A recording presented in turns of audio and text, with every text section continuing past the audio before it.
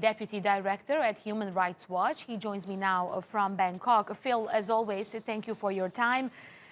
You know, we are seeing Southeast Asian nations stepping in. Can this bring some results? Well, I don't think they're going to see much results from Thailand. The fact that the foreign minister, Myanmar, is flying here shows that he understands Prime Minister Prayut in Thailand is in a similar situation to Myanmar just a couple years ago. Prime Minister Prayut was a coup maker himself, and they're trying to find a way out of this. I think it's more disconcerting that the Indonesian foreign minister's visit has now been canceled.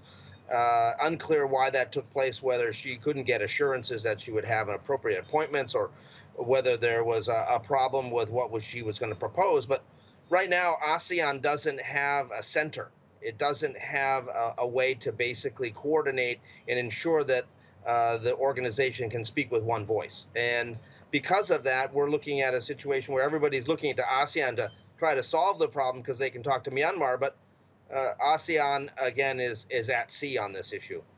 Right. We also seen the U.S. Moving in to impose sanctions on several military officials.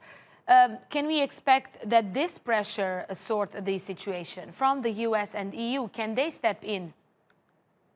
Well, we expect that the European Union is going to come with more sanctions. Certainly, we've also heard from the United States that they're not done yet. There's still more people that they're going to look at, and also military companies. And we're also expecting other countries, for instance, Australia, to step in at some point as well, and possibly even Japan or South Korea. So the reality is that the pressure is growing on the Myanmar military junta. There is no international recognition for this coup. And Myanmar is desperately trying to find support amongst other regional neighbors who don't have their act together either. So it's a situation we're not going to see a solution anytime soon. On the other hand, on Tuesday, Malaysia sent more than 1,000 Myanmar nationals back to homeland, despite a court order to halt the deportation. What more can you tell us about these people and about this move by Malaysia? Well, it was an outrageous maneuver by Malaysia. It was a violation of a court order. There was an actual court order that said they should not send them back, that they had to wait for a court hearing. And the immigration director general and his department violated that court order. The more important issue is that also they did not allow the UN Refugee Agency, UNHCR, to have access to these people at any time. And so it's quite possible that there were refugees or asylum seekers who were sent back into harm's way as well. There's also the issue of children.